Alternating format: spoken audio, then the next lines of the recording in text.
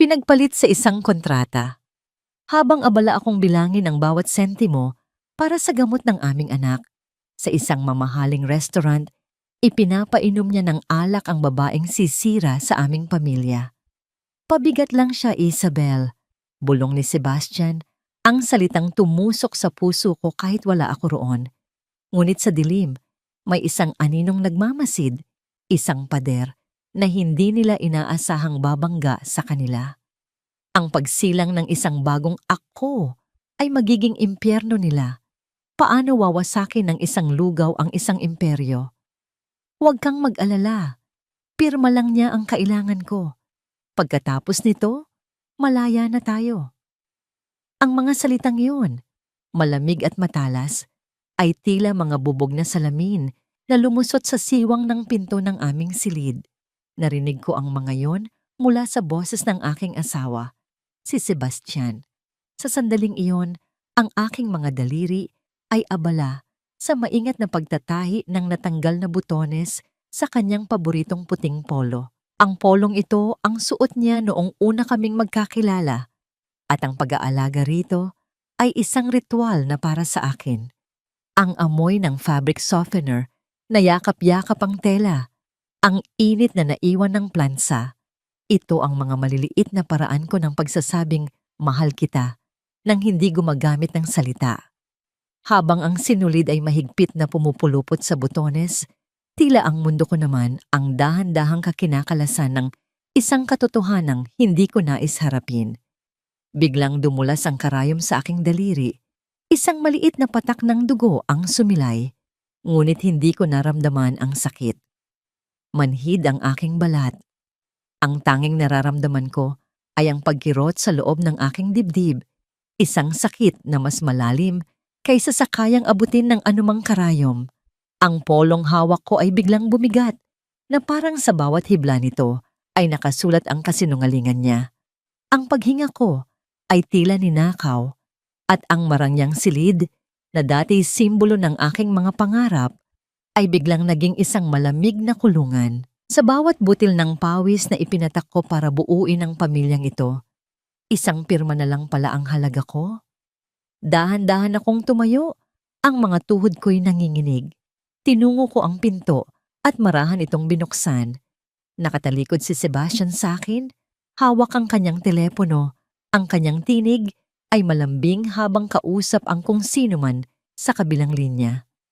Isang tinig na matagal nang hindi niya ipinarinig sa akin. Sebastian? Halos mapatalon siya sa gulat. Mabilis niyang ibinaba ang telepono at hinarap ako. Isang pilit ng ngiti ang sumilay sa kanyang mga labi. Amara, mahal, kanina ka pa ba riyan? Sino ang kausap mo? Tanong ko. Ang boses ko'y halos hindi lumabas. Anong pirma ang sinasabi mo? Ang ngiti niya ay napalitan ng inis.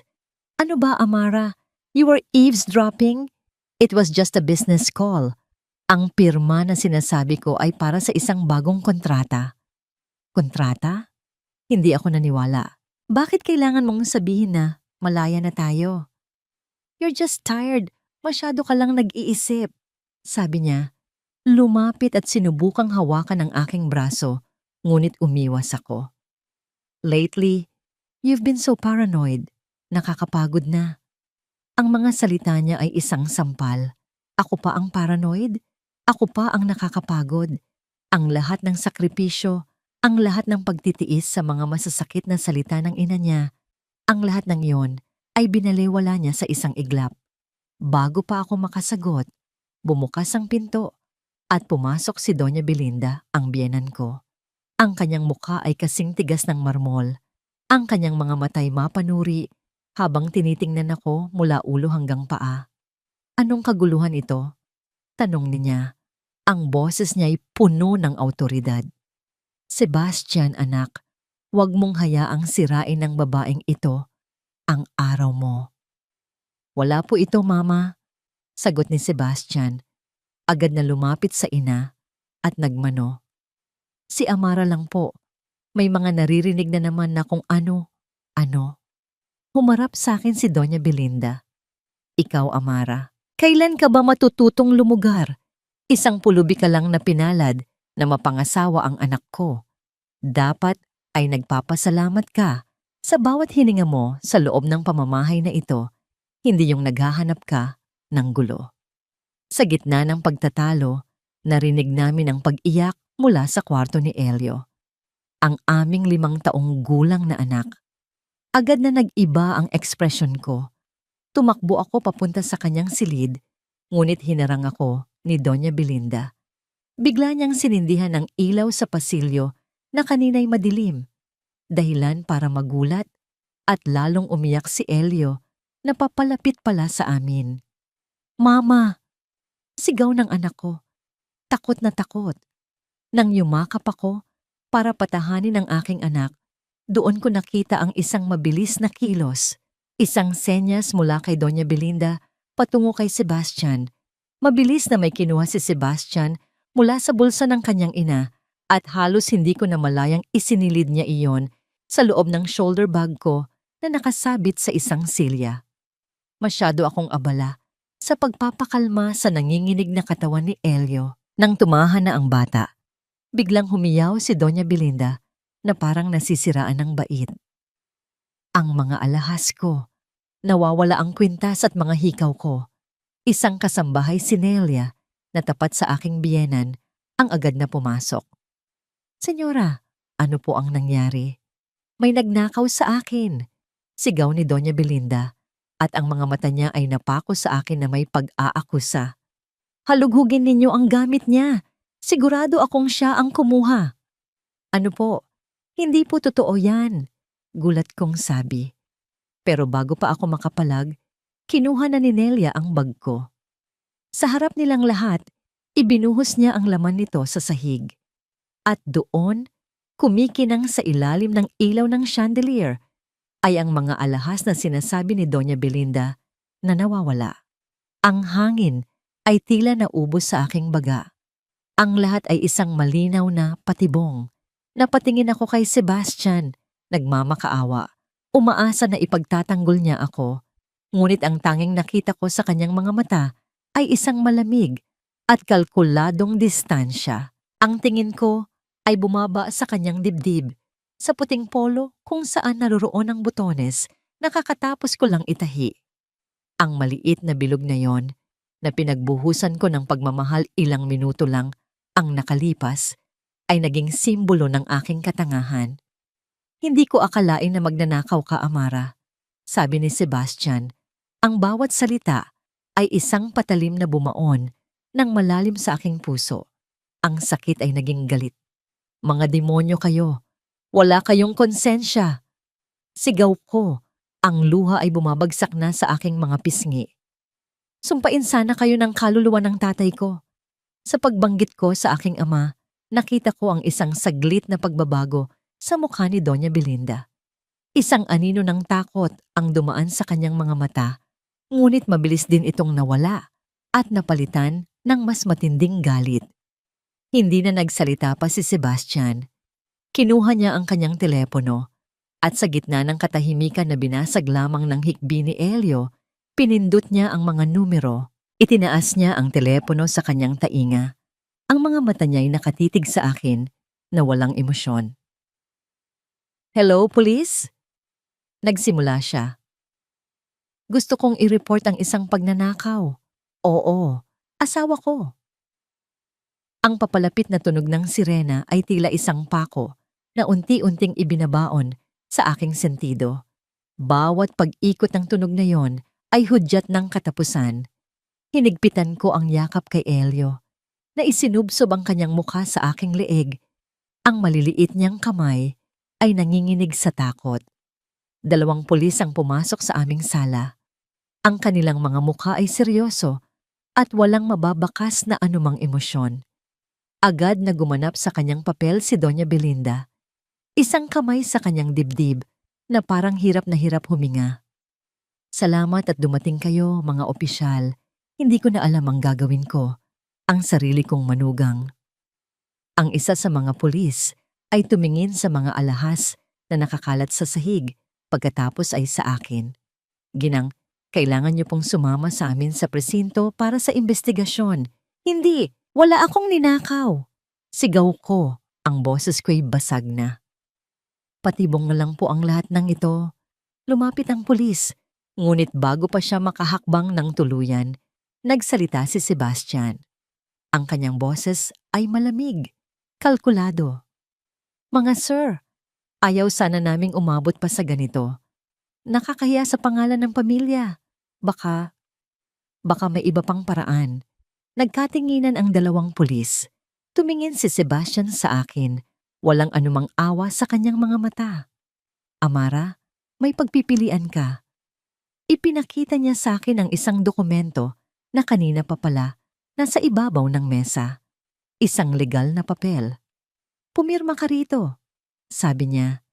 Isang kasunduan na isinusuko mo ng buo at permanente ang iyong karapatan bilang ina kay Elio. Pumirma ka at hindi kami magsasampa ng kaso. Malaya kang makaaalis, pero kung hindi... Ikinumpas niya ang kanyang kamay patungo sa mga pulis. Ang hangin ay tila nawala sa mundo. Ang dibdib ko ay sumikip. Pinapipili niya ako sa pagitan ng kulungan at ng pagkawala ng aking anak. Parehong impyerno. Tumingin ako kay Elio. Ang mga mata niya ay luhaan at puno ng pagkalito. Ang makita siyang umiiyak ay kaya ko. Pero ang makita siyang takot dahil sa akin. Dahil sa posas na ikakabit sa aking mga kamay. Hindi ko kaya. Ito ang pinakamasakit na sakripisyo. Kinuha ni Sebastian ang isang mamahaling pluma at inilahad ito sa akin. Ito ang parehong pluma na ginamit namin para pirmahan ang aming kontrata sa kasal. Ngayon, ito rin ang gagamitin ko para pirmahan ang katapusan ng aming pamilya. Nanginginig ang aking kamay habang inaabot ko ito. Bawat hibla ng aking pagkatao ay sumisigaw na tumanggi. Ngunit ang imahe ni Elio na nagtatanong kung bakit kinukulong ang kanyang ina ang nagtulak sa akin. Isang patak ng luha ang pumatak sa papel, humalo sa itim na tinta, habang sinusulat ko ang aking pangalan. Sa bawat letra, tila may isang piraso ng aking kaluluwa ang namamatay. Pagkatapos kong pumirma, agad na kinuha ni Sebastian ang papel. Tapos na, sabi niya sa mga pulis. Isang nangiting tagumpay ang sumilay sa labi ni Doña Belinda. Lumapit siya sa akin. Ngayon, hubarin mo ang lahat ng bagay na pag-aari ng mga Montellano. Utos niya sa mahinang boses para ako lang ang makarinig. Ang damit na yan, ang hikaw, ang sapatos, wala kang karapatang dalhin ang kahit anong bahid ang pangalan namin. Sa harap ng mga kasambahay na nakatingin, sa harap ng mga pulis na nagkunwaring walang nakikita, hinubad ko ang mga hikaw. Inalis ko ang sapatos na bigay ni Sebastian. Isang katulong ang nag-abot sa akin ng isang luma at simpleng bestida at isang pares ng tsinelas. Ito na ang aking pagbabalik sa dati. Ang prinsesa ay muling naging isang abang tagalalawigan. Maari ko bang yakapin ang anak ko sa huling pagkakataon? Pakiusap ko, ang aking boses ay isang bulong na lang. Kinuha ni Sebastian si Elio mula sa aking mga braso. Mama! Sigaw ng anak ko, pilit na inaabot ang kanyang mga kamay sa akin. Tumalikod si Sebastian at naglakad palayo. Sinubukan kong sumunod, ngunit hinarangan ako ng mga pulis. Ang tanging nagawa ko ay panoorin siyang dalhin palayo ang aking anak, ang aking buhay. Pagkatapos ay narinig ko ang bigat ng pagbagsak ng pinto ng kanilang silid, na nagkulong sa iyak ng aking anak sa loob. Tulala akong itinulak palabas ng mansyon. Sa paghakbang ko, may isang bagay na dumulas mula sa aking bulsa at nahulog sa basang sahig ng portiko. Ang suklay sa buhok na gawa sa kabibe, ang unang regalong ibinigay sa akin ni Sebastian noong nagsisimula pa lang ang aming pag-iibigan sa dalampasigan ng Tacloban. Bago ko pa ito mapulot, lumabas si Doña Belinda. Nakita niya ang suklay, dahan-dahan, at may ngiting demonyo sa kanyang labi. Itinaas niya ang kanyang matulis na takong at buong diing inapakan ito. Isang maliit na tunog ng pagkadurog ang narinig ko. Mas malakas pa sa kulog para sa akin. Ang malakas na buhos ng ulan ang sumalubong sa akin sa labas ng tarangkahan. Ang bawat patak ay tila yelo na tumatama sa aking balat. Naglakad ako ng walang patutunguhan. Ang mga ilaw ng syudad ay nanlalabo dahil sa mga luhang walang tigil sa pag-agos. Ang sigaw ni Eliona, "Mama!" at ang tunog ng nadurog na suklay ay paulit-ulit na umalingaw sa aking isipan. Sa gitna ng aking paglalakad, automatiko kong inilagay ang isang kamay sa aking tiyan. Isang walang kamalay-malay na kilos ng isang inang gustong protektahan ang isang anak na wala na sa kanyang piling. Mula sa isang madilim na sulok ng kalsada, isang mamahaling itim na kotse ang nakaparada. Ang mga bintana nito ay tinted. Sa loob, pinanood ni Isabel Riquelme ang kaawa-awang anyo ni Amara na naglalakad sa ilalim ng ulan. Isang maliit na ngiti ng kasiyahan ang gumuhit sa kanyang mukha. Hindi ko na alam kung gaano ako katagal na naglakad. Ang katawan ko ay pagod na. Ang puso ko ay wasak. Sa pagtawid ko sa isang malawak na kalsada, ang aking mga paa ay bumigay. Natumba ako sa malamig at basang aspalto. At ang huli kong nakita ay ang nakakasilaw na ilaw ng isang bus na mabilis na papalapit. Ang ugong ng busina nito ay ang huling tunog na aking narinig bago nilamon ng dilim ang lahat. Ang unang nagbalik sa aking kamalayan ay isang amoy. Amoy ng malinaw na sabaw ng manok, bawang at luya na pinakuluan ng matagal. Isang amoy na pamilyar, isang amoy ng tahanan na matagal ko nang hindi nalalanghap. Sumunod ay ang pakiramdam. Isang kumot na medyo magaspang ngunit malinis at isang unan na amoy araw. At ang huli ay ang tunog. Isang mahinahong pagpatak ng ulan sa yero na bubong. Isang tunog na payapa at malayo sa marangyang katahimikan ng mansyon. Dahan-dahan kong iminulat ang aking mga mata.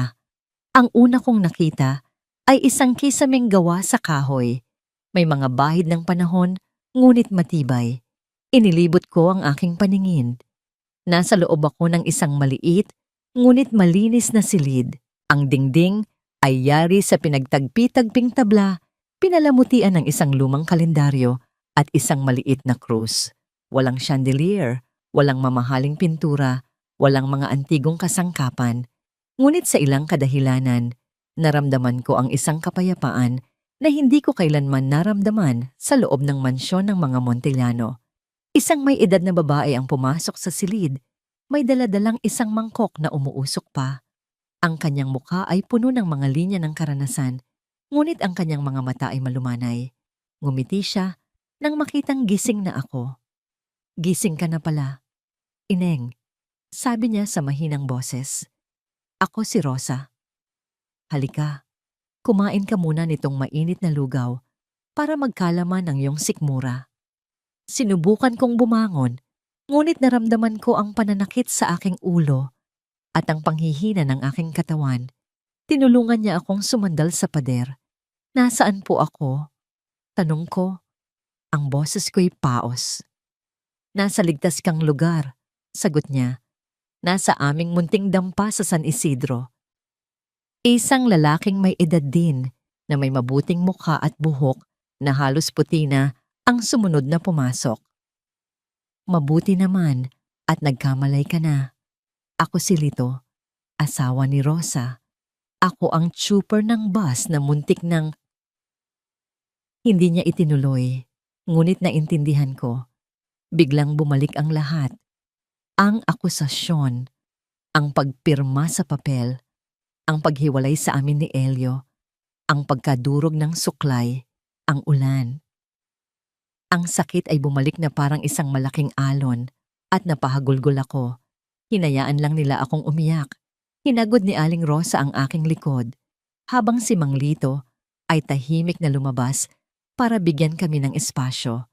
Nang medyo humupa na ang aking pag-iyak, inabot niya muli sa akin ang mangkok ng lugaw. "Kainin mo na ito. Ang lakas ay hindi bumabalik sa tiyan na walang laman," sabi niya. Habang nanginginig ang mga kamay, isinubo ko ang unang kutsara. Ang init ng lugaw ay kumalat sa aking katawan at ang lasa nito, simple, malinis at puno ng kalinga, ay nagpaalala sa akin sa lugaw na niluluto ng aking yumaong ama. Bigla, ang pag-iyak ko ay hindi na lang dahil sa sakit, kundi dahil sa pasasalamat. Sa gitna ng aking pagkawasak, may mga estrangherong nagpakita sa akin ng kabutihan na hindi ko natanggap mula sa pamilyang pinagsilbihan ko. Isinalaysay ko sa kanila ang lahat, mula sa pagmamaltrato ni Doña Belinda hanggang sa pagtataksil ni Sebastian. Nakikinig si Aling Rosa. Ang kanyang muka ay hindi nagpapakita ng pagkagulat, kundi ng pag-unawa. Nang matapos ako, huminga siya ng malalim. Ang mga mayayaman, akala nila, pag-aari nila ang mundo. Sabi niya, may bahid ng pait sa kanyang boses. Ganyan din ang nangyari sa akin noon. Niloko ng isang pamilyang pinagkatiwalaan ko. Inagaw ang maliit na lupang minana ko sa aking mga magulang. Tumingin siya sa aking mga mata. Ang luha ay para sa mga unang araw lang, ining. Sa mga susunod, dapat laway na ang ipampapalit mo sa pagod. Ang mga salita niya ay tumagos sa akin. Hindi ito awa, ito ay isang hamon. Pumasok muli si Mang Lito. Montellano. Bulong niya sa sarili na parang may inaalala. Pamilyar ang pangalang yan. Parang may hindi magandang alaala na nakakabit dyan sa mundo naming mga chupernon.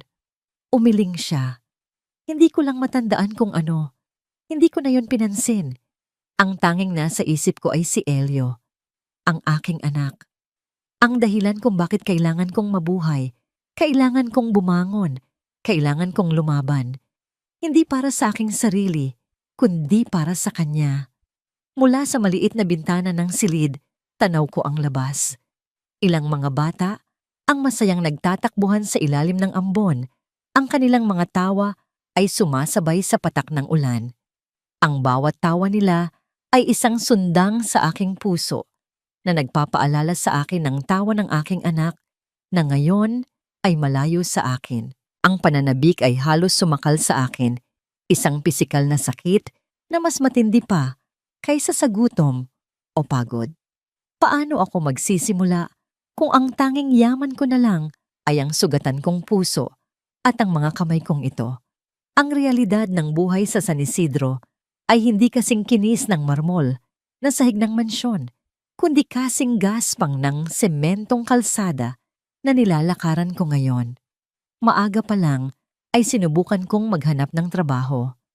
Bit-bit ang aking manipis na pag-asa.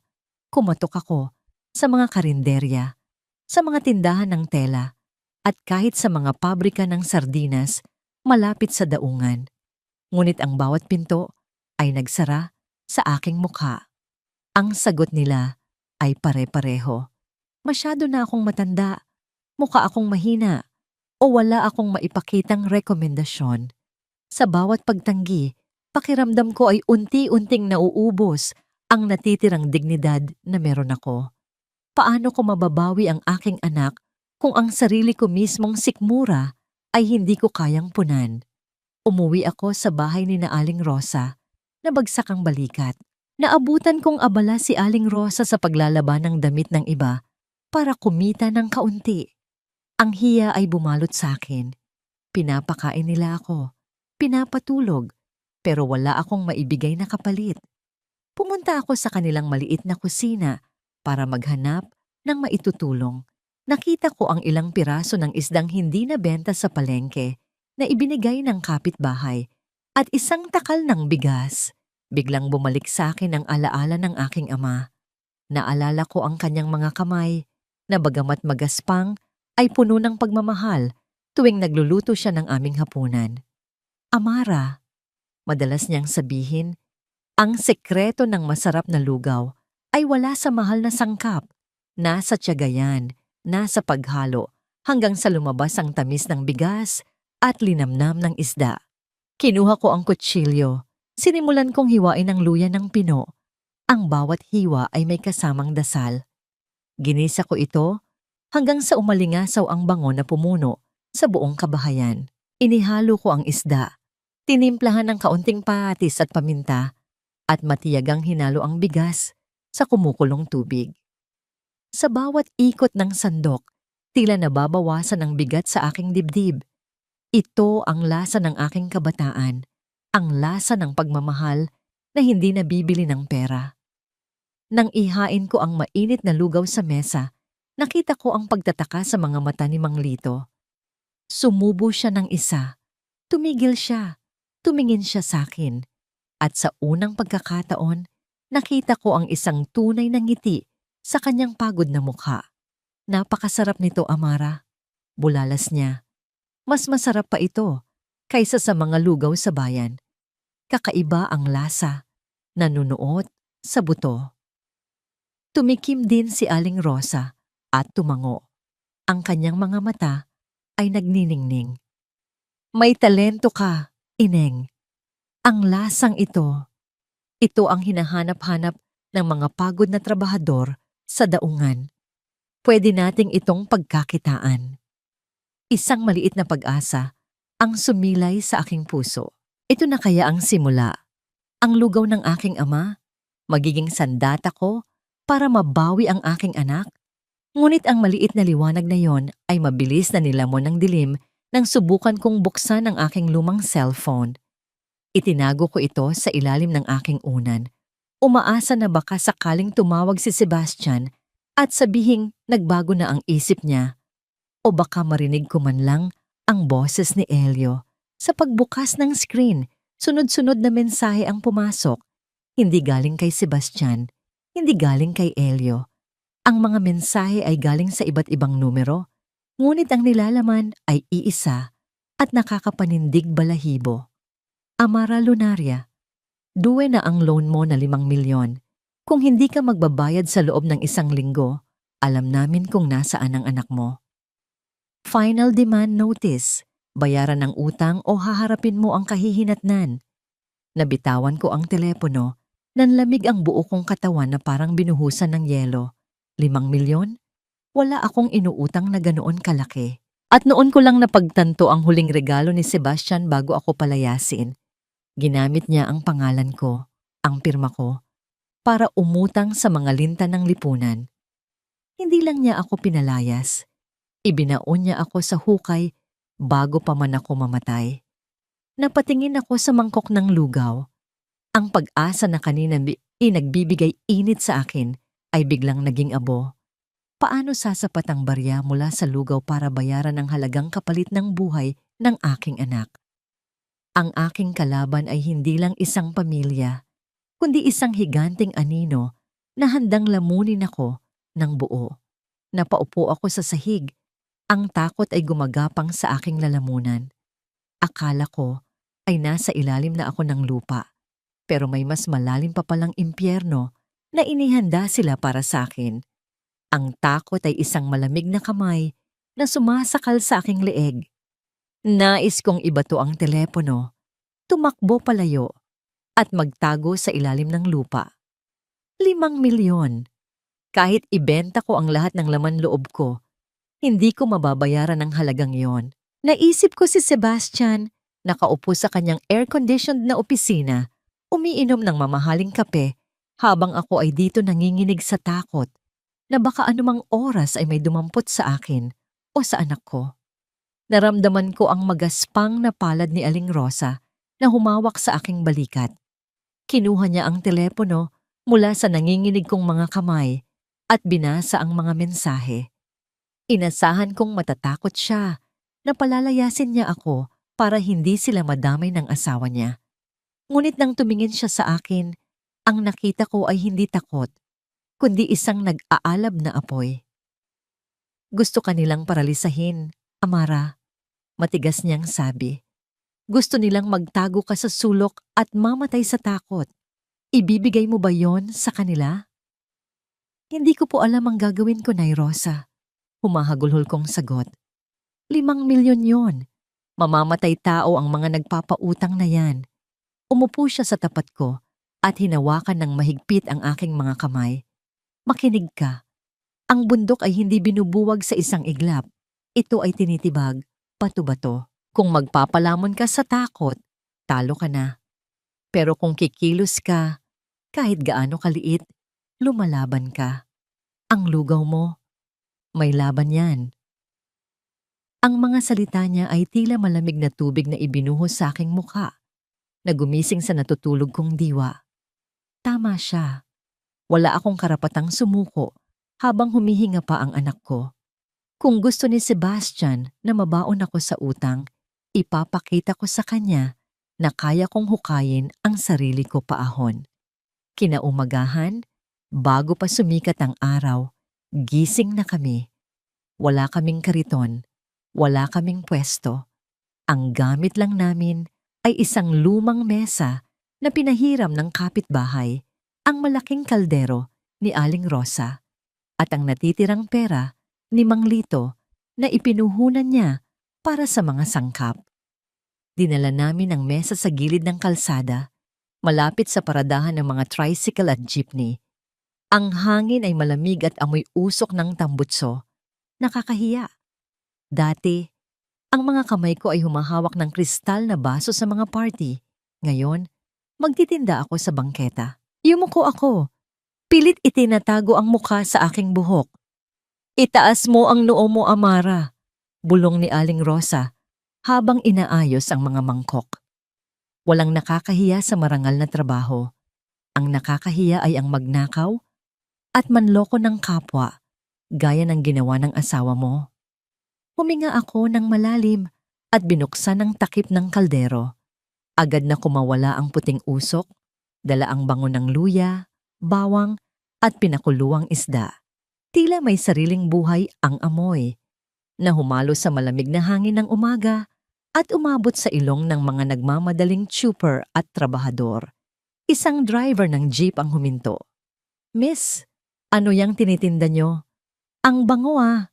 Nanuyo ang lalamunan ko. Eto na. Lilugaw po. Nauutal kong sagot. Lugaw na may isda. Espesyal po. Pabili nga ng isa. Pampainit lang ng sikmura. Nanginginig ang kamay ko habang nagsasandok. Iniabot ko sa kanya ang mainit na mangkok. Pinanood ko siya habang humihipan at sumusubo. Pumikit siya sandali. Ninanamnamang lasa. Aba, sabi niya at napangiti. Iba ito ah, hindi tinipid. Lasang luto ng nanay ko sa probinsya. Humarap siya sa mga kasamahan niya. Oy pare, subukan niyo ito. Ang sarap. Isa-isa, lumapit ang mga tao. Mga tricycle driver na pagod sa magdamag na pasada, mga construction worker na papasok pa lang, mga estudyante. Ang kaldero na akala ko ay mahirap ubusin ay simot sa loob lamang ng 2 oras. Sa bawat barya na iniaabot sa akin, nararamdaman ko ang unti-unting pagbigat ng aking bulsa at paggaan ng aking loob. Ito ay barya lang, kumpara sa 5 milyon, pero ito ay pera na pinaghirapan ko. Walang bahid ng dumi, walang bahid ng panloloko. Nang ligpitin na namin ang mga gamit, binilang namin ang kita. Maliit lang, pero sapat para makapuno muli ng 2 kaldero bukas. Tumingin ako sa langit. Para sa'yo ito, Elio. Ang bawat sandok, bawat patak ng pawis, ay hakbang ko papalapit sa'yo. Pinagmasdan ko ang maliit na karatula na isinulat ko sa karton gamit ang pentel pen. Lugaw ni Elio. Ngunit sa gitna ng aking munting tagumpay, naramdaman ko ang isang kakaibang kilabot. Tila may mga matang nakamasid sa akin. Tumingin ako sa kabilang kalsada. Sa likod ng isang poste, may isang lalaking nakasuot ng itim na jacket at sombrero na mabilis na tumalikod at naglakad palayo nang mapansin kong nakatingin ako. Napahawak ako sa aking dibdib. Ang tagumpay ngayong araw ay isang patak lang ng ulan sa gitna ng disyerto. Alam ng mga nagpapautang kung nasaan ako. At alam kong hindi sila titigil sa pananakot lang. Ang karera para sa buhay ko at ng anak ko ay nagsisimula pa lang. Ang tagumpay ng lugaw ni Elio ay mabilis na kumalat sa San Isidro. Sa loob ng 3 araw ang aming munting pwesto sa gilid ng kalsada ay dinadayo na hindi lang ng mga trooper, kundi pati na ng mga trabahador mula sa kabilang barangay. Ang bawat mangkok na naibebenta ko ay isang sentimo ng pag-asa, isang patak ng tubig sa napakalawak na disyerto ng aking utang. Abala ako sa paghihiwa ng berdeng sibuyas nang maramdaman ko ang biglang pagbabago ng ihip ng hangin. Ang masayang kwentuhan ng mga kumakain ay unti-unting namatay. Ang maingay na kalye ay biglang binalot ng isang nakakasakal na katahimikan. Nag-angat ako ng tingin. Sa harap ng aming mesa, huminto ang 2 motorsiklo at isang itim na SUV. Bumaba mula sa sasakyan ang lalaking nakita ko noon sa poste. Si Bato. Kung tawagin siya sa mensaheng natanggap ko. Malaki ang katawan niya, may peklat sa kilay, at ang kanyang nangiti ay hindi umaabot sa kanyang mga mata. Amara lunaria, bati niya sa isang boses na parang kinakaladkad sa graba. Masarap daw ang lugaw mo. Sikat na sikat ka na. Nanigas ang buong katawan ko. Ang kutsilyo sa aking kamay ay muntik nang mahulog.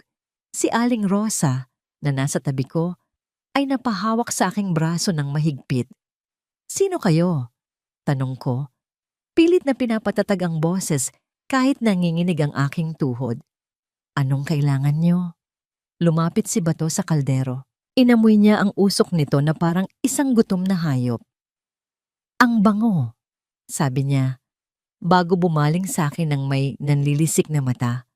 Pero sa tingin mo ba, ang barya-baryang kikitain mo rito ay sapat na para bayaran ang 5 milyon ni Mr. Montellano? Ang pagbanggit sa pangalan ng asawa ko ay parang sampal. Alam nilang lahat. Wala akong inutang sa inyo, giit ko. Ang asawa ko ang, hindi ko na natapos ang sasabihin ko. Sa isang mabilis na galaw, tinabig ni Bato ang malaking kaldero ng lugaw. Ang mainit na sabaw ay tumapon sa sementadong kalsada. Ang pinakuluang bigas, isda at luya na pinaghirapan naming lutuin mula pa kaninang madaling araw ay kumalat sa maruming lupa na parang suka. Ang usok mula sa natapong pagkain ay umakyat sa ere kasabay ng pagsinghap ng mga nakapaligid na tao. Sayang, sobrang sayang. Para sa amin na naghihikahos, ang pagtapon ng pagkain ay isang kasalanang higit pa sa lahat. Huwag. Sigaw ni Aling Rosa. Akmang susugurin ang lalaki.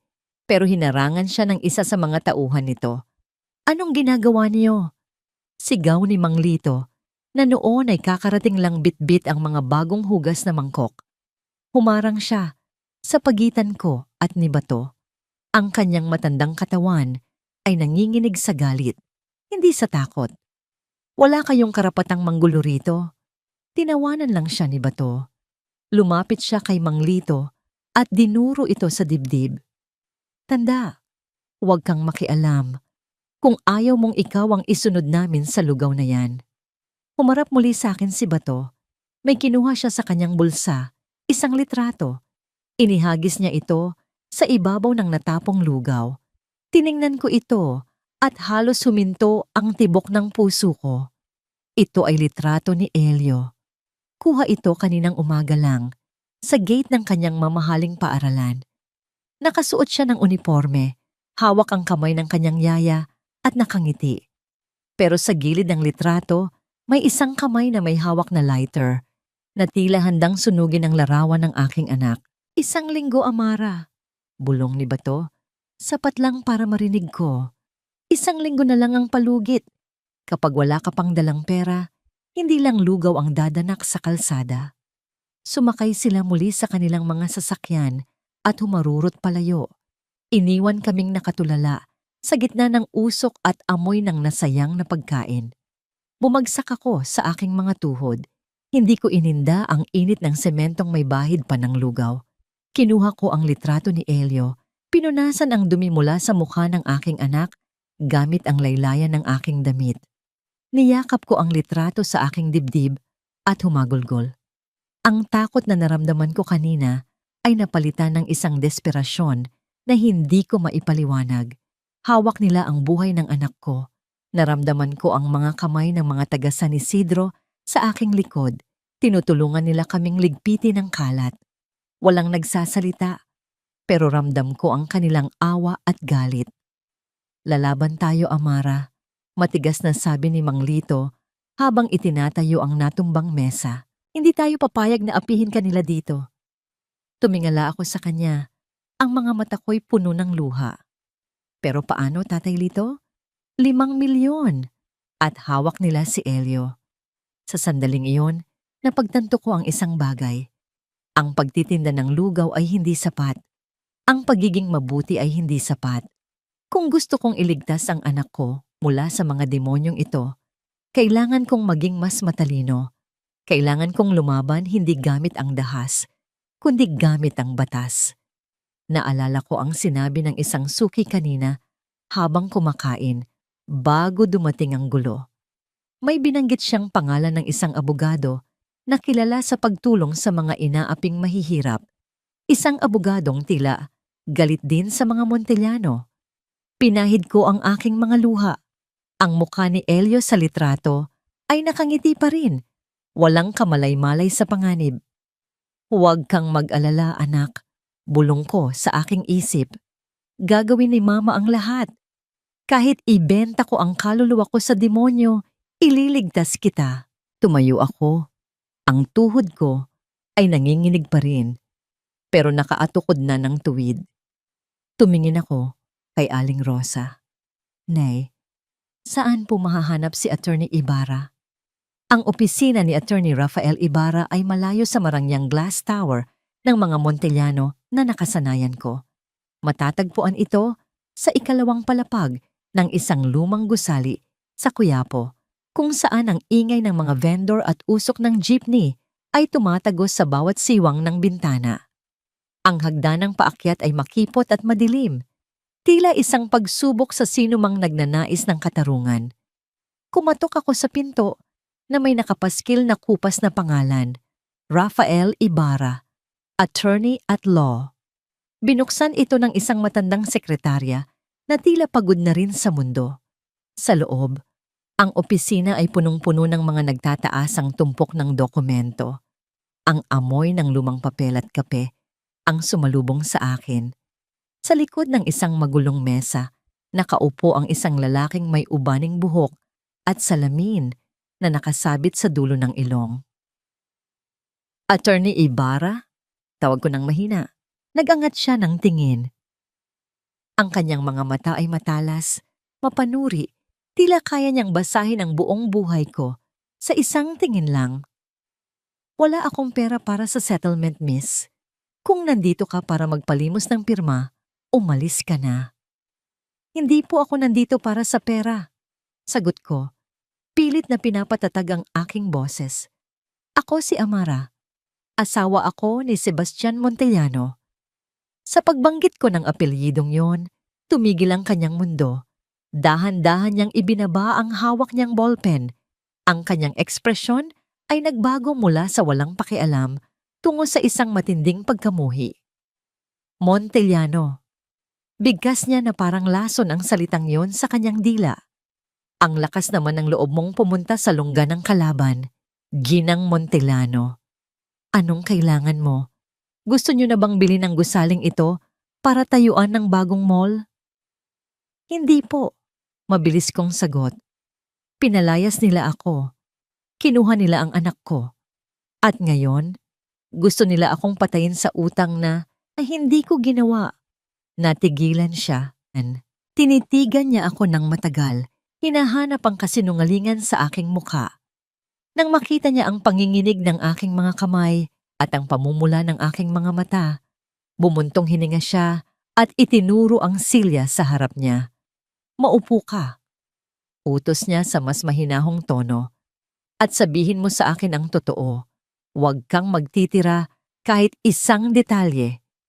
Isinalaysay ko ang lahat. Ang pang-aapi ni Doña Belinda, ang panloloko ni Sebastian at Isabel, ang sapilitang pagpirma at ang banta sa buhay ni Elio.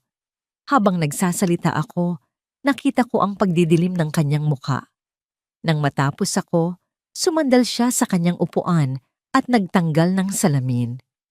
Naniniwala ako sa iyo, iha. Kilala ko ang baho ng pamilyang yan. Pero sa korte, ang luha ay hindi ebidensya. Kailangan natin ng bala.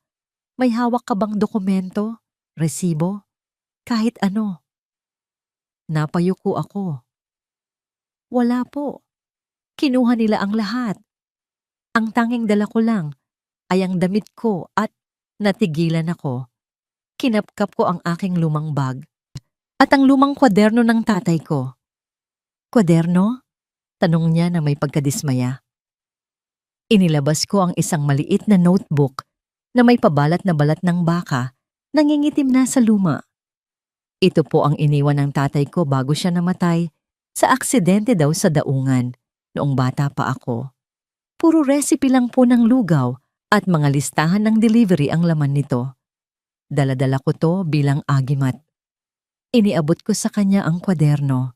Tinanggap niya ito ng walang gaanong interes at binuklat ang mga pahina. Nakita niya ang sulat kamay ng tatay ko, mga listahan ng sangkap, presyo ng isda, at mga petsa. Ngunit habang inililipat niya ang mga pahina sa dulo, biglang nanlaki ang kanyang mga mata. Huminto siya sa isang pahina na puno ng mga numero at kakaibang mga simbolo. Anong pangalan ng tatay mo? Tanong niya ng mabilis. Ang boses niya ay may halong kaba. Arnulfo po. Arnulfo Lunaria. Bumagsak ang kwaderno sa mesa. Napatingin sa akin si Attorney Ibarra na parang nakakita ng multo. Ang kanyang mga kamay ay nanginginig habang hinahawakan muli ang papel. Arnulfo, bulong niya. Ang pinakamagaling na foreman sa pier, ang taong tumestigo sana laban sa mga Montellano bago siya nawala. Tumingin siya sa akin at sa unang pagkakataon, nakita ko ang luha sa gilid ng kanyang matatapang na mata. Iha, hindi ito recipe ng lugaw. Ang mga numerong ito ang mga petsa at oras ng pagpasok ng mga kargamento na hindi idineklara sa customs. Ito ang mga ghost deliveries na matagal ko nang hinahanap. Hinawakan niya ang kwaderno na parang ito ang pinakamahalagang ginto sa mundo. Ang tatay mo, hindi siya namatay sa aksidente. Pinatay siya dahil sa kwadernong ito. At ngayon, bumalik ito sa akin sa pamamagitan mo. Naramdaman ko ang pagtindig ng aking balahibo. Ang kwadernong yakap-yakap ko gabi-gabi, ang kwadernong inaakala kong simpleng pamana ng pagmamahal, ay siya palang susi sa lahat ng kasamaan ng mga Montellano. Ang aking ama, kahit sa kabilang buhay, ay nagbigay sa akin ng sandata para ipagtanggol ang sarili ko. Tutulungan kitang bawiin ang anak mo, Amara, sabi ni Attorney Ibarra. Ang boses niya ay puno ng bagong silakbo ng apoy. Hindi lang natin sila kakasuhan, wawasakin natin ang imperyo na itinayo nila sa dugo ng tatay mo. Ngumiti ako sa gitna ng aking mga luha, isang nangiti ng pag-asa. Ngunit biglang tumunog ang telepono sa kanyang mesa. Sinagot ito ni Attorney Ibarra. Hello, opisina ni Ibarra.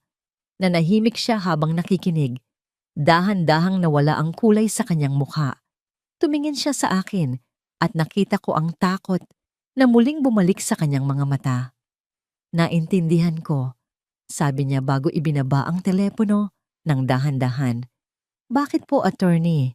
Sino yon? Tanong ko. Kinakabahan. Isang kaibigan sa loob ng City Hall. Sagot niya. Ang boses ay halos pabulong. Amara, kailangan mong magtago ngayon din. Naglabas na ng warrant of arrest ang mga pulis laban sa'yo. Ang kaso ay hindi pagnanakaw. Huminto siya para huminga. Tila hirap sabihin ang susunod na mga salita. Kinasuhan ka ni Sebastian ng kidnapping at child abuse. Sinasabi nilang tinangka mong dukutin si Elio at sinaktan mo siya bago ka tumakas.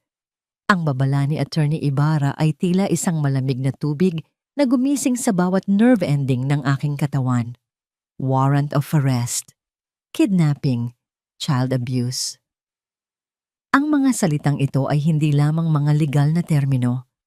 Ang mga ito ay mga pader na itinayo ni Sebastian para tuluyan akong ilibing ng buhay.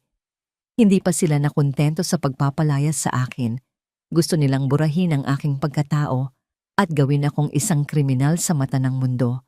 At higit sa lahat, sa mata ng aking anak. Amara, makinig ka. Mabilis na utos ni Attorney Ibarra habang isinisilid niya ang kwaderno ng aking ama sa isang makapal na envelope at iniabot ito pabalik sa akin. Umalis ka na rito. Ngayon din, gamitin mo ang fire exit sa likod. Huwag kang uuwi sa San Isidro. Sigurado akong nandoon na sila. Pero paano po kayo? At sina Nanay Rosa? Nanginginig kong tanong habang mahigpit na niyayakap ang envelope. Ako na ang bahala sa sarili ko. Abogado ako. Alam ko ang pasikot-sikot ng batas. Pero ikaw, kapag nahuli ka nila ngayon, hindi ka na makakalabas ng kulungan ng buhay. Ang kwadernong yan ang tanging alas natin. Protektahan mo yan higit sa buhay mo. Tinulak niya ako patungo sa pinto sa likod. Takbo, Amara. Huwag kang titigil hanggat hindi ka nagiging anino. Bumaba ako sa makipot at madilim na hagdanan ng fire exit. Ang amoy ng kalawang at lumang basura ay sumuot sa aking ilong. Ang bawat hakbang ng aking tsinelas sa bakal na hagdan ay tila dagundong ng kulog sa aking pandinig. Paglabas ko sa eskinita, sumalubong sa akin ang ingay ng kuyapo, ang sigaw ng mga vendor, ang ugong ng mga jeepney, at ang siksikan ng mga tao. Sa unang pagkakataon, ang kaguluhan ng Maynila ay naging aking kaibigan. Nakahalo ako sa dagat ng mga tao. Isuot ko ang hood ng aking lumang jacket at yumuko. Dito, sa gitna ng pawis at alikabok, walang nakakapansin sa isang babaeng tumatakbo mula sa kanyang nakaraan. Ang batas ng lansangan ay simple, walang pakialaman. At ito ang nagligtas sa akin. Ngunit ang isip ko ay nasa San Isidro. Hindi ko pwedeng hayaang mapahamak sina Aling Rosa dahil sa akin. Naghahanap ako ng isang payphone sa gilid ng isang botika. Sa nanginginig na mga daliri, tinawagan ko ang numero ng kapitbahay ni na Aling Rosa na may telepono. Ilang ring lang, sinagot ito. Hello? Aling Rosa? Bulong ko. Ang boses ko'y halos hindi lumabas dahil sa takot. Amara! Ang boses ni Aling Rosa ay puno ng pag-aalala at pagmamadali. Diyos ko, anak, wag na wag kang uuwi dito. Bakit po? Ano pong nangyayari? Nandito ang mga pulis at may mga kasama silang lalaki na hindi naka-uniforme. Iyong mga nanggulo sa pwesto natin kahapon. Hinahalughog nila ang bahay. Winasak nila ang mga gamit. Hinahanap ka. Napahawak ako sa aking bibig para pigilan ang paghikbi. Patawarin niyo po ako, Nay. Kasalanan ko to. Makinig ka, Amara. Matigas na sabi ni Aling Rosa. Wala kang kasalanan. Ang kasalanan ay nasa mga demonyong yan. Huwag kang mag-alala sa amin. Sanay kami sa bagyo. Ang intindihin mo ay ang sarili mo at ang ebidensya. Magtago ka kung saan hindi ka nila aakalaiing pupunta. Huwag kang magpapakita hanggat hindi humuhupa ang apoy. Naputo lang linya. Ang tunog ng dial tone ay tila tunog ng aking nag-iisa at tumitibok na puso. Wala na akong matutuluyan. Ang San Isidro, ang aking munting paraiso, ay naging isang war zone dahil sa akin. Naglakad ako ng walang patutunguhan hanggang sa makarating ako sa isang lugar na tila kabaligtaran ng mansyon ng mga Montellano, ang Manila North Cemetery.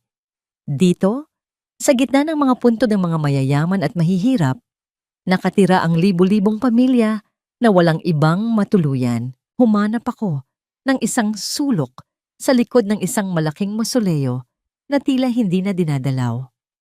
Umupo ako sa malamig na semento, yakap ang aking mga tuhod. Ang envelope na naglalaman ng kwaderno ay nakadikit sa aking dibdib. Ito na lang ang meron ako, ang pamana ng aking ama at ang susi sa kalayaan ng aking anak. Habang lumalalim ang gabi, ang tanging liwanag ay nagmumula sa isang maliit na karinderya sa di kalayuan na may nakabukas na telebisyon. Mula sa aking pinagtataguan, natanaw ko ang balita. Flash report, sabi ng news anchor. Ang litrato ko, isang lumang litrato noong kasal namin ni Sebastian, ay lumabas sa screen. Sa ilalim nito ay ang salitang wanted sa malalaking pulang letra. Kasunod nito ay ang video ni Sebastian. Nakatayo siya sa harap ng mansyon, mukhang miserable at hindi nakatulog. Hawak niya si Elio. Ang anak ko ay nakasandal sa balikat ng ama. Ang mga mata ay nanlalata at tila wala sa sarili. May kung anong kirot ang tumusok sa puso ko nang makita ko ang kalagayan ng anak ko. May sakit ba siya? O pinainom nila ng gamot para magmukhang mahina? Amara, sabi ni Sebastian sa kamera. Ang boses ay garalgal na parang isang mapagmahal na asawa. Kung nanonood ka man, parang awa mo na. Ibalik mo na ang peace of mind na namin. Ang anak natin, kailangan ka niya. Sinasaktan mo lang siya lalo sa pagtatago mo. Sumuko ka na. At pag-usapan natin ito ng maayos. Mahal ka namin. Ang mga tao sa karinderya ay nagtsismisan. Grabe naman ang babaeng yan. Dinukot pa ang sariling anak, tapos iniwan ding may sakit. Gusto kong sumigaw. Gusto kong tumakbo doon at sabihing sinungaling siya. Na ang lalaking yan ng demonyo. Na ang iyak ng anak ko ay hindi dahil sa sakit, kundi dahil sa pangungulila sa akin. Pero nanatili akong tahimik sa dilim. Ang mga kuko ko ay bumaon sa aking palad hanggang sa magdugo. Ang galit na nararamdaman ko ay hindi na mainit. Ito ay naging malamig at matigas, tulad ng bakal. Ginamit nila ang pagmamahal ko kay Elio bilang pain. Gusto nilang lumabas ako dahil sa awa. Pero hindi na ako ang dating Amara na madaling manipulahin. Nakita ko ang takot sa mata ni Sebastian sa likod ng kanyang pag-arte. Takot siya. Takot siya sa hawak ko. Tumingin ako sa kwaderno. Hintayin mo lang, Sebastian. Bulong ko sa hangin. Hindi ako susuko. Hindi ako lalabas para magmakaawa. Lalabas ako para maningil. Sa gabing iyon, sa piling ng mga patay, namatay ang huling bahagi ng Amara na mahina. At ang ipinanganak ay isang inang handang sunugin ang mundo para sa kanyang anak. 3 araw na akong nakatira sa piling ng mga patay. Dito sa Manila North Cemetery, natutunan kong ang tunay na multo ay hindi ang mga yumao, kundi ang mga buhay na pinabayaan ng lipunan. Natutunan kong makisama sa anino, matulog ng nakadilat ang isang mata, at kumain ng kung ano lang ang maibibigay ng awa ng mga kapwa ko squatter na nakatira sa loob ng mga musoleo. Sa liwanag ng isang upupos na kandila, muli kong binuklat ang kwaderno ng aking ama. Ang mga pahina ay malutong na, at ang tinta ay kumukupas, ngunit ang bawat numero ay tila sumisigaw ng katotohanan. Sa tulong ng paliwanag ni Attorney Ibarra nung huli kaming magkausap, unti-unti kong naunawaan ang code. Ang mga numerong akala ko ay presyo ng isda ay mga account number sa bangko sa ibang bansa. Ang mga pangalan ng supplier ay mga pangalan ng mga pekeng kumpanya na pagmamay-ari ng mga Montellano. Ang imperyo ni Doña Belinda at Sebastian ay nakatayo sa isang pundasyon ng money laundering at smuggling. At ang tatay ko ang unang nakatuklas nito, kaya siya pinatahimik. Hinaplos ko ang pahina. Tay, hawak ko na ang punyal, pero hindi ko alam kung paano ito isasaksak nang hindi ako ang unang duguan. Biglang umihip ang malamig na hangin na nagpatay sa sindi ng aking kandila. Ang kadiliman ay bumalot sa akin, ngunit hindi ito ang karaniwang dilim ng gabi. May naramdaman akong presensya. Isang pabango ang sumama sa hangin. Amoy ng mamahaling rosas at yelo. Hindi ito amoy ng sementeryo. Dahan-dahan kong inangat ang aking tingin. Sa labas ng mausoleo, sa ilalim ng maputlang liwanag ng buwan, may isang figurang nakatayo. Isang babaeng nakasuot ng itim na coat. Ang kanyang balat ay kasing puti ng porselana at ang kanyang mga mata ay nagniningning sa dilim. Si Isabel Riquelme. Nanigas ako. Paano niya ako nahanap? Kasama ba niya ang mga pulis? O ang mga tauhan ni Bato? Kinapkap ko ang aking bag kung saan naroon ang kwaderno, handang tumakbo o lumaban hanggang kamatayan. Huwag kang mag-alala, Amra. Ang boses niya ay malamyos, ngunit may talim. Mag-isa lang ako. Kung gusto kitang ipakulong, kanina ka pa sana nakaposas habang natutulog ka sa ibabaw ng puntod na yan. Anong kailangan mo? Tanong ko. Ang boses ko ay garalgal. Nandito ka ba para tapusin ang trabahong hindi nagawa ng asawa ko? Tumawa siya ng mahina, isang tunog na walang saya. Humakbang siya palapit, hindi alintana ang putik na dumidikit sa kanyang mamahaling sapatos. Ang asawa mo, si Sebastian ay isang tanga na naglalaro ng apoy. At ikaw naman, ikaw ang basahang ginamit nila para punasan ang dumi nila. Umalis ka na, banta ko, bagamat wala akong laban sa kanya. Wala na kayong makukuha sa akin. Kinuha niyo na ang lahat. Hindi lahat, sagot niya. Tumingin siya sa bag ko. Hawak mo ang susi, hindi ba? Ang ebidensyang hinahanap ni Attorney Ibarra. Nanlamig ako. Alam niya. Pero may problema ka, Amara. Patuloy niya habang naglalakad paikot sa akin na parang isang pating. Ang kwadernong yan ay ebidensya ng nakaraan. Ang kailangan mo ay ang koneksyon nito sa kasalukuyan at ako lang ang may alam noon. Kumunot ang noo ko. Bakit mo ako tutulungan? Kabit ka niya. Kasabwat ka nila. Huminto siya sa harap ko. Sa malapitan, nakita ko ang isang bagay sa kanyang mga mata na hindi ko nakita noon sa mga litrato. Hindi ito pagmamahal kay Sebastian. Ito ay puot. Isang malalim at matandang puot na kasing itim ng gabi.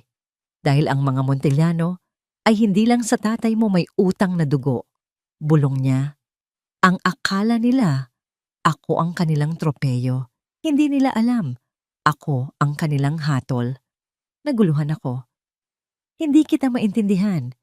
Hindi mo kailangang maintindihan ngayon. Ang kailangan mo lang malaman ay ito. Gusto mong bawiin ang anak mo. Gusto kong wasakin ang pamilyang yon hanggang sa wala nang matira. Kundi abo. Magkapareho tayo ng direksyon, Amara. Iba lang ang ating sasakyan. Inilahad niya ang kanyang kamay. Ang kanyang palad ay makinis. Kabaligtaran ng sa akin na puno ng galos at dumi. Sa makalawa, may gaganaping charity gala ang mga Montellano para linisin ang pangalan nila matapos ang iskandalo. Ipapakita nila si Elio sa publiko bilang isang masayang bata na nailigtas mula sa isang baliw na ina. Ang banggit sa pangalan ni Elio ay nagparubdob ng apoy sa aking dibdib. Sasama ka sa akin, sabi ni Isabel. Hindi bilang isang pulubi at hindi bilang isang kriminal. Papasok tayo sa main door at ibibigay ko sa iyo ang entablado para gamitin ang kwadernong yan. Bakit ako magtitiwala sa iyo? Tanong ko, nagdududa pa rin. Dahil wala ka ng ibang pagpipilian, sagot niya ng prangka. Pwede kang manatili dito, yakap ang mga patay hanggang sa tuluyan kang hulihin. O pwede kang sumugal kasama ang demonyong kilala mo para talunin ang demonyong hindi mo kayang labanan mag-isa. Tinitigan ko ang kanyang kamay. Alam kong mapanganib si Isabel. Alam kong may sarili siyang agenda. Pero nang maisip ko si Elio na ipaparada na parang manyika sa harap ng mga kamera, alam kong tama siya. Wala na akong mawawala. Inabot ko ang kanyang kamay. Ang balat niya ay malamig, pero ang pagkakahawak niya ay mahigpit. Sige, sabi ko. Gamitin mo ako, pero siguraduhin mong sa huli, mahahawakan ko ang anak ko. Ngumiti si Isabel, isang ngiti na puno ng panganib. Magkasundo tayo. Halika na. Kailangan na nating linisin ang putik sa katawan mo. Ang papatayin natin ay isang hari, kaya dapat kang magmukhang reyna. Sumama ako sa kanya palabas ng sementeryo. Sa pag-alis ko, iniwan ko ang amoy ng kamatayan at ang amara na takot. Ang babaeng sumakay sa itim na kotse ni Isabel ay hindi na lang basta biktima. Isa na siyang kasabwat sa isang digmaan. Ang mainit na tubig na dumadaloy mula sa shower ay tila may halong asido. Habang kinukuskos ko ang dumi ng sementeryo mula sa aking balat, pakiramdam ko ay tinatanggal ko rin ang huling bakas ng amara na mahina. Ang amara na naniwala sa mga fairy tale, ang amara na nagpaapi. Ang tubig sa paanan ko ay naging maitim, dala ang alikabok ng mga puntod at ang mga luha ng aking pagkaawa sa sarili. Nasa loob ako ng penthouse ni Isabel. Ang bawat sulok nito ay sumisigaw ng yaman at kapangyarihan, mga bagay na ginamit nila para durugin ako. Pero ngayon, ito ang magiging kampo ng aking paghihiganti. Paglabas ko ng banyo, nakita ko si Isabel na nakaupo sa kanyang kama, hawak ang isang baso ng red wine. Sa kama ay nakalatag ang isang gown na kulay hating gabi, maitim na asul, halos itim, na gawa sa seda. "Isuot mo yan," utos niya nang hindi tumitingin sa akin. "Huwag kang mag-alala, hindi yan galing sa pera ni Sebastian, galing yan sa sarili kong bulsa." Hinawakan ko ang tela, napakalamig at napakapino. "Bakit mo ito ginagawa, Isabel? Bakit mo isusugal ang posisyon mo para sa akin?" Ibinaba niya ang baso at tumitig sa akin. Sa ilalim ng mamahalin niyang ilaw, nakita ko ang pagod sa kanyang mga mata. "Dahil nakita ko ang ginawa nila sa tatay mo," sagot niya ng marahan. "At nakita ko ang ginawa nila sa tatay ko. Iba lang ang paraan, Amara. Ang tatay mo pinatay sa pier. Ang tatay ko, pinatay nila sa boardroom. Inagaw nila ang kumpanya namin.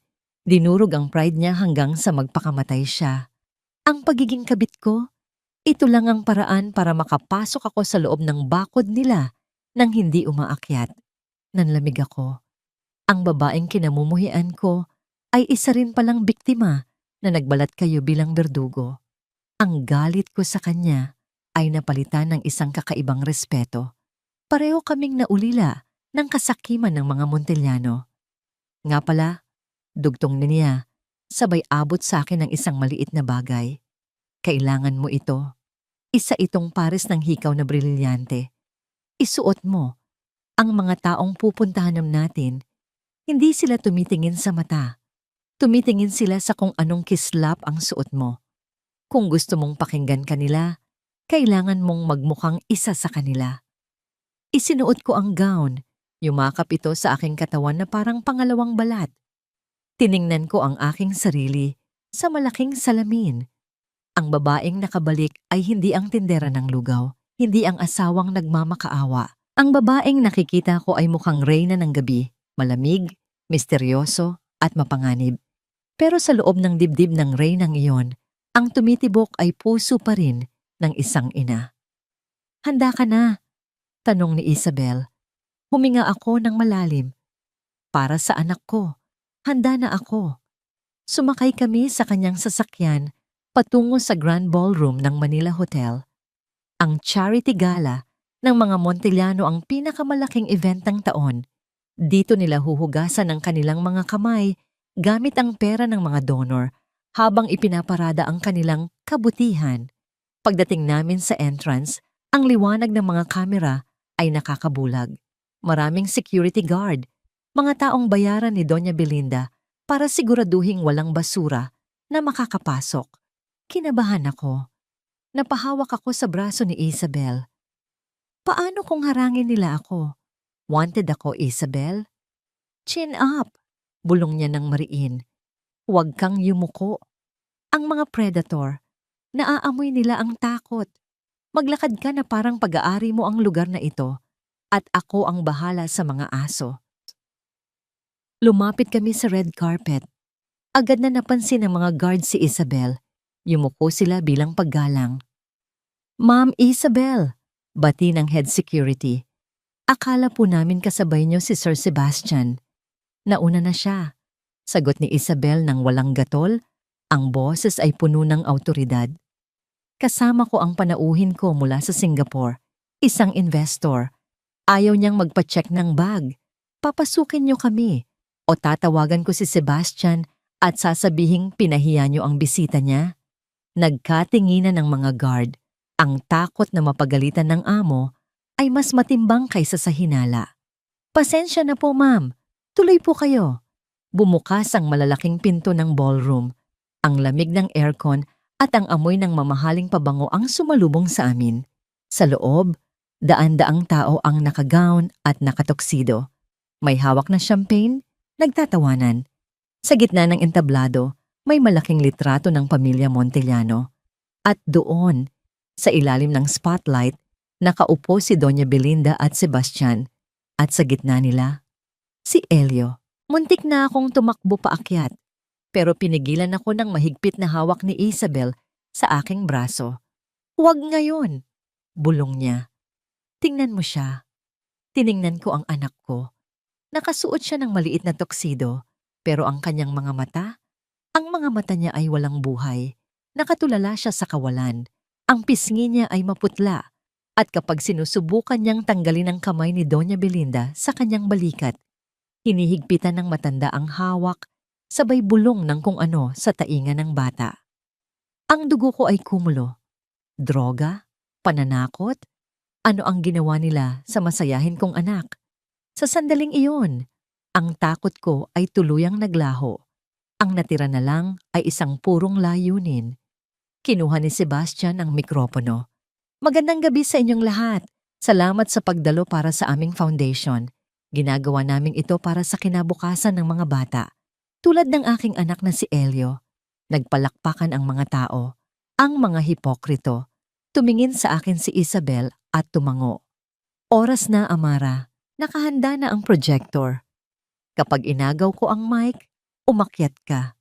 Ipakita mo sa kanila kung ano ang ginagawa ng isang ina kapag inagaw ang kanyang mundo.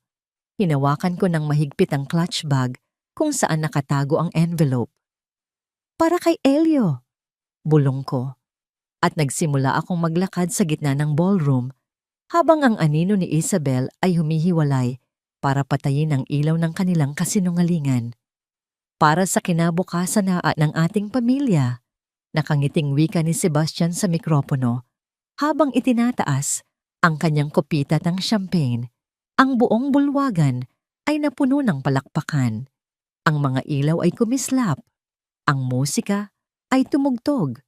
At sa gitna ng entablado, nakita ko si Doña Belinda na hinaplos ang buhok ni Elio. Isang haplos na para sa iba ay mapagmahal, ngunit para sa akin ay tila isang kadenang nakapulupot sa leeg ng aking anak. Ito na ang huling kasinungalingan na pakikinggan ko. Mula sa gilid ng entablado, humakbang si Isabel. Ang kanyang itim na gown ay tila humihigop sa lahat ng liwanag sa paligid. Hindi siya dapat nandoon sa script. Nakita ko ang pagkunot ng noo ni Sebastian. Isabel? Bulong ni Sebastian, narinig sa buong ballroom dahil nakatutok pa rin ang mikropono. Anong ginagawa mo? Hindi pa oras ng... Mabilis na inagaw ni Isabel ang mikropono mula sa kamay ni Sebastian. Ang kanyang galaw ay matalim at walang pag-aalinlangan. Ang musika ay biglang huminto. Ang mga bulungan ng mga bisita ay namatay. Tama na ang palabas, Sebastian. Ang boses ni Isabel ay malamig. Umaalingaw-ngaw sa apat na sulok ng Grand Ballroom. Narinig na nila ang kwento ng tagumpay niyo. Oras na para marinig naman nila ang kwento ng mga bangkay na tinapakan niyo para makarating dyan. Guard, ilabas niyo siya! Lasing siya! Sigaw ni Doña Belinda. Tumayo mula sa kanyang upuan. Ang mukha ay namumula sa galit. Ngumiti si Isabel, isang ngiti na puno ng lason. Wala nang guards, Belinda. Nasa labas na sila, kausap ng NBI. At para naman sa inyo, tumingala siya sa control booth sa likod ng bulwagan at tumango. Biglang namatay ang malaking projector na nagpapakita ng logo ng Montellano Foundation.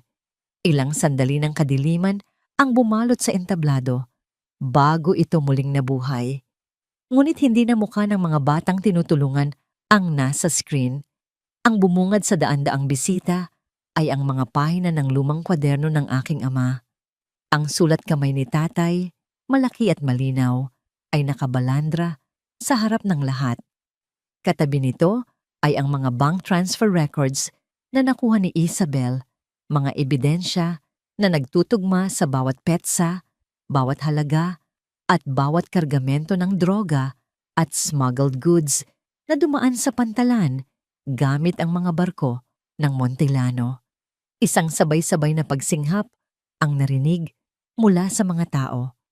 Ang mga flash ng kamera ay nagsimulang kumislap ng sunod-sunod, parang kidlat sa gitna ng bagyo. "Ano ito?" sigaw ni Sebastian. Ang kanyang mukha ay namumutla habang nakatingin sa screen. "Yan ang pamana ng ama ng asawa mo," sagot ni Isabel. "At yan din ang dahilan kung bakit namatay ang ama ko. Akala niyo ba minahal kita, Sebastian? Ang bawat halik ko ay may lason. Ang bawat pirma mo sa mga dokumentong inihanda ko ay pako sa kabaong ng pamilya mo." Sa gitna ng kaguluhan, nagsimula akong maglakad. Ang mga tao ay kusang humawi sa aking daraanan. Ang tunog ng aking takong sa marmol na sahig ay tila tunog ng hatol. Hindi ako yumuko. Nakataas ang aking noo. Ang aking mga mata ay nakapako lamang sa isang tao, kay Elio. Nakita ako ni Sebastian. Ang kanyang mga mata ay nanlaki sa takot nang makilala niya ako.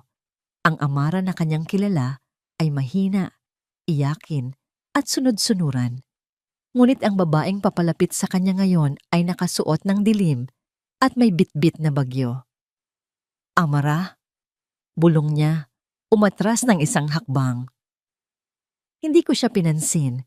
Umakyat ako sa entablado.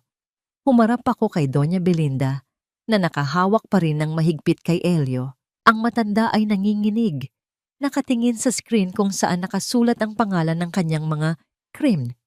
"Bitawan mo ang anak ko," utos ko. Ang boses ko ay mahina, pero puno ng diin na nagpatigil sa paghinga ng lahat. "Ikaw," nanginginig na turo ni Doña Belinda sa akin. "Ikaw na hampas lupa ka. Sinira mo ang lahat. Papatayin kita." Akmang susugod sa akin si Doña Belinda. Ang kanyang mga kuko ay nakaamba sa aking mukha. Ngunit bago pa niya ako maabot, isang malakas na sampal ang dumapo sa kanyang pisngi. Hindi galing sa akin, galing kay Isabel. Bumagsak si Doña Belinda sa sahig. Ang kanyang marangyang gown ay sumayad sa dumi. "Wala kang karapatang saktan siya," mariing sabi ni Isabel. "Tapos na ang pagiging reyna mo." Sa pagkakataong yon, narinig ko ang isang mahinang boses sa gitna ng ingay. "Mama?" Lumingon ako. Si Elio, na tila nagising mula sa isang mahabang bangungot dahil sa gulo, ay nakatingin sa akin. Ang kanyang mga mata ay puno ng luha at pagkilala. "Elio, anak!" Tumakbo ako at lumuhod para salubungin siya. Ang yakap ng aking anak ay mahigpit, mainit at totoo. Ang amoy ng kanyang buhok, ang tibok ng kanyang puso sa aking dibdib. Ito ang tanging katotohanan na mahalaga. Umiyak ako, hindi dahil sa sakit, kundi dahil sa wakas. Hawak ko na siya muli. Wala nang makakaagaw sa kanya sa akin. "Mama, natatakot po ako." Hikbi ni Elio sa aking balikat. Gusto ko nang umuwi. "Uuwi na tayo, anak. Uuwi na tayo." Bulong ko habang hinahalikan ang kanyang ulo. Sa paligid namin nagkagulo na. Bumukas ang mga pinto ng ballroom at pumasok ang mga ahente ng NBE. Sa pangunguna ni Attorney Ibarra, "Sebastian Montellano, Belinda Montellano," sigaw ng isang opisyal. "Inaaresto namin kayo sa salang money laundering, smuggling, at murder." Sinubukang tumakbo ni Sebastian sa backstage, ngunit hinarang siya ng mga pulis. Ipinosas siya ng padapa sa sahig. Ang kanyang mukha ay nakasubsob sa parehong entablado kung saan siya nagmalaki kanina. Si Doña Belinda naman ay nagwawala. Sumisigaw ng mga banta habang kinakaladkad palayo ng mga awtoridad. Ang kanyang dignidad ay tuluyang nawasak. Si Isabel ay nanatiling nakatayo sa gitna ng entablado, Payapang itinaas ang kanyang dalawang kamay para pusasan. Tumingin siya sa akin habang yakap ko si Elio. Walang pagsisisi sa kanyang mukha. Tanging kapayapaan. Tinanguan niya ako. Isang tahimik na pamamaalam. Ginawa niya ang kanyang misyon. Sinira niya ang mga Montellano. Kahit na ang kapalit nito ay ang sarili niyang kalayaan. Nilapitan ako ni Attorney Ibarra. Hinawakan niya ako sa balikat. Tapos na, Amara. Nanalo na tayo. Ang kwaderno ng tatay mo, nabigyan na ng hustisya ang kanyang pagkamatay. Tumingin ako sa paligid. Ang ballroom ay magulo. Ang mga mayayaman ay nagbubulungan sa takot. Ang pamilyang umapi sa akin ay nakaposas. Pero sa gitna ng lahat ng ito, habang buhat-buhat ko ang aking anak, naramdaman ko ang isang katahimikan sa aking puso. Ang bagyo ay humupa na at sa wakas, ang ulan ay tumigil na rin. 2 taon na ang lumipas mula noong gabing iyon sa Manila Hotel. Ngunit ang amoy ng luya, bawang at pinakulwang isda ay nananatiling sentro ng aking mundo. Ang pagkakaiba lang, hindi ko na ito nilalanghap sa gilid ng mausok na kalsada habang natatakot na itumba ng mga siga ang aking kaldero. Ngayon, nakatayo ako sa loob ng isang malawak at maaliwalas na kusina na may puting tiles at matibay na bubong.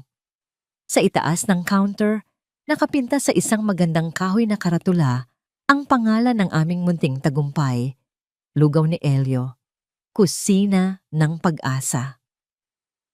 4:00 pa lang ng madaling araw, ngunit gising na ang diwa ng buong San Isidro. Rinig ko ang tawanan ni Mang Lito at ng mga bagong staff habang nagbubuhat ng mga sako ng bigas sa likod. Si Aling Rosa naman ay abala sa kahera, masususing binibilang ang pondo para sa aming scholarship program. Hindi na lang kami nagbebenta ng lugaw para mabuhay. Nagbebenta kami para bumuhay ng iba. Nang pinunasan ko ang aking kamay sa aking apron at sumilip sa bintana ng aking opisina. Mula rito, tanaw ko ang dagat. Payapa ang alon, kasing payapa ng aking puso. Bumukas ang pinto at pumasok si Attorney Ibarra. Hindi na siya mukhang pagod at galit sa mundo tulad noong una kaming magkita. May dala siyang folder at sa kanyang mukha ay may ngiti ng finality. Lumabas na ang desisyon ng Korte Suprema, Amara. Balita niya habang inaabot sa akin ang folder. Binuksan ko ito. Ang mga salita ay legal at formal, ngunit ang kahulugan nito ay simple. Reclusion perpetua, habang buhay na pagkakulong. Wala nang parol para kay Sebastian at Doña Belinda, paliwanag ni attorney. Doon sila tatanda sa loob ng bilibid. Ang lahat ng ari-arian ng mga Montellano ay kumpiskado na ng gobyerno at ang malaking bahagi ng danyos ay mapupunta sa foundation na itinayo mo. Napabuntong hininga ako. Inasahan kong makakaramdam ako ng tuwa o pagbubunyi. Ngunit ang naramdaman ko ay isang malalim na ginhawa. Wala nang takot. Wala nang bangungot na baka isang araw ay bawiin nila ang anak ko. Tapos na ang gera. Kumusta naman po si Isabel? Tanong ko. Nag-iba ang ekspresyon ni attorney. Nasa correctional siya. Dahil sa pag-amin niya at pagtulong sa atin, binabaan ang sentensya niya sa 10 taon. Ipinabibigay niya ito sa'yo. Iniabot niya sa akin ang isang maliit na sobre. Sa loob, walang sulat. Tanging ang kalahati ng isang lumang larawan. Ang larawan ng tatay niya at tatay ko na magkasama sa pier noong mga bata pa sila. Sa likod nito ay may maikling mensahe. Bayad na ang utang. Salamat. Itinago ko ang larawan sa aking dibdib. Si Isabel ay mananatiling isang kontrabida sa kwento ng iba. Pero sa kwento ko, siya ang kidlat na sumira sa pader para ako ay makatawid. Pinatawad ko na siya. Pinatawad ko na silang lahat. Hindi dahil karapat-dapat sila, kundi dahil karapat-dapat ako sa kapayapaan. Mama, ang masayang sigaw na yon ang pumukaw sa aking atensyon. Tumakbo papasok ng kusina si Elio. 7 taong gulang na siya ngayon, matangkad, malusog, at puno ng buhay. Wala na ang bakas ng takot at sakit na nakita ko noon sa entablado. Nakasuot siya ng kanyang school uniform, handa na para sa pagpasok. Mama, tingnan mo, perfect score ako sa math. Pagmamalaki niya habang iwinawagayway ang kanyang test paper. Lumuhod ako at niyakap siya ng mahigpit. Ang amoy ng kanyang pawis at baby cologne ay ang pinakamabangong pabango sa mundo. Ang galing naman ng anak ko. Mana sa Lolo Arnulfo niya. Siyempre naman po, kasi sabi niyo, dapat matalino ako para matulungan ko kayo sa business paglaki ko. Sagot niya sabay halik sa pisngi ko. Tumayo ako at inayos ang kanyang kwelyo. Tumingin ako sa kanyang mga mata, ang mga mata ni Sebastian, pero ang ningning ay galing sa akin. Siya ang aking tagumpay, hindi ang pera, hindi ang negosyo, kundi ang batang ito na lumaking mabuti at masaya sa kabila ng unos. O siya, pumasok na kayo ni Tatay Lito. Baka malate ka pa, sabi ko. Nang makaalis sila, bumalik ako sa harap ng malaking kaldero. Oras na para magbukas. Sa labas, nakapila na ang mga tao, mga trabahador, mga estudyante at mga ina. Napansin ko ang isang babae sa dulo ng pila. Bata pa siya, may pasa sa braso at may kargang sanggol. Ang kanyang mga mata ay nangingilid ang luha at halatang nahihiya siya. Parang nakikita ko ang sarili ko sa kanya 2 taon na ang nakakaraan. Takot, gutom, at walang matakbuhan. Kumuha ako ng mangkok. Sinandukan ito ng mainit na lugaw at nilagyan ng maraming toppings. Lumabas ako ng counter at nilapitan siya.